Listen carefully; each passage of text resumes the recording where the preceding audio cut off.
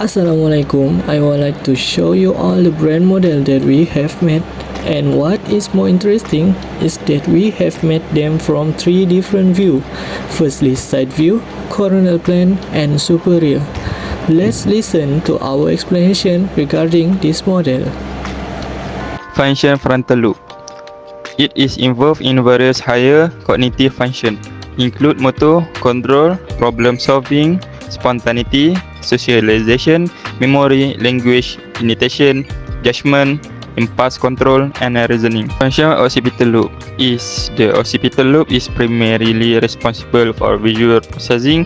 It interprets visual stimuli received from the eyes and is crucial for visual perception, object recognition, and the processing of visual information.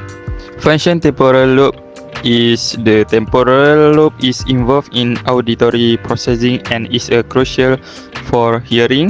It also plays a role in memory formation, language comprehension, and aspects of visual processing.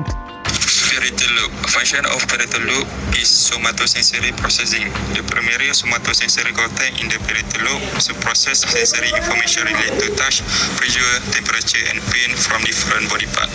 Spatial awareness. Parietal region are involved in spatial awareness, proprioception, and coordination of movement, object recognition, and manipulation. Parietal area contribute to recognize and manipulate objects. Lastly, function cerebellum.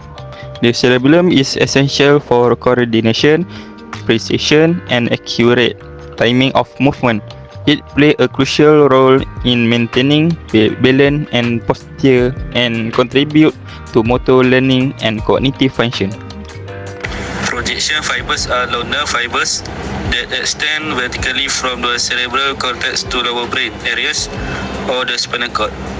They play a role in transmitting motor signals from the brain to the spinal cord or sensory signals from the spinal cord to the brain.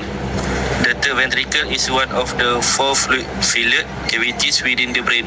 It plays a role in cerebrospinal fluid circulation, providing buoyancy, protection, and nourishment to the brain and spinal cord.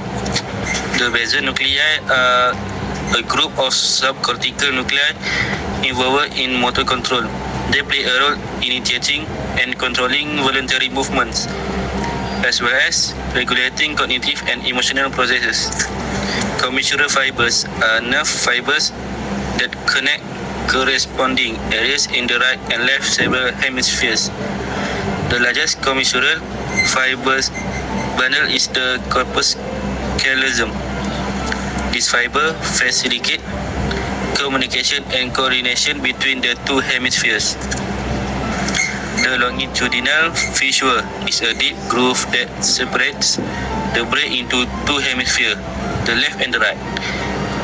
It houses structures like the corpus callosum and facilitates the structural division of the brain. Association fibers are nerve fibers that connect different parts of the same cerebral hemisphere. They facilitate communication between regions within one hemisphere, allowing for integrated processing of information involved in complex functions such as memory and language. The functional of cerebral veins is drainage of deoxygenated blood. Cerebral veins collect deoxygenated blood, metabolic waste products, and carbon dioxide from the brain tissue. They drain this blood away from the brain, facilitating the removal of waste products generated by brain metabolism. The function of cerebral arteries is to supply of oxygenated blood.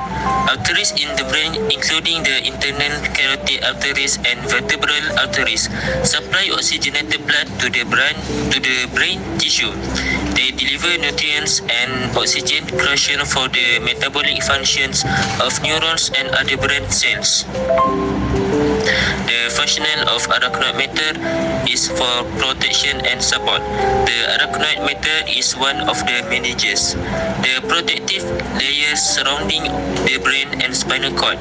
It provides a protective barrier for the brain against physical trauma and acts as a supportive structure for the delicate neural tissue. The functional of the longitudinal fissure is for structural division. The primary function of the longitudinal fissure is to anatomically divide the brain into two hemispheres, the right and left cerebral hemispheres. Each hemisphere has distinct functions and is responsible for controlling various aspects of cognitive, sensory and motor functions.